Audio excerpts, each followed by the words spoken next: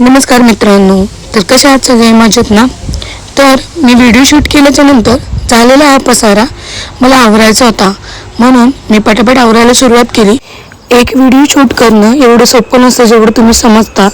Video बनवण्यापासून ते post करेपर्यंत त्याला लागणारं स्ट्रगल हे किती मोठं असतं, जे व्हिडिओ बनवतात त्यांनाच माहिती असतं. मी पण त्या व्हिडिओ बनवणाऱ्यामधली एक आहे. त्यानंतर घरात खूप पसारा होता, तर म्हटलं काय करावं, पहिला पसारा आवरून घ्यावं. आणि किचनमध्ये खूप घाण होती, तर मग काय केलं, पटापट भांडी घासून घेतली, किचन ओटाही क्लीन केला आणि पसारा आवरून घेतला.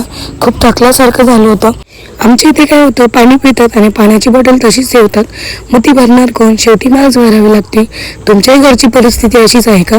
असेल तर नक्की कमेंटमध्ये सांगा.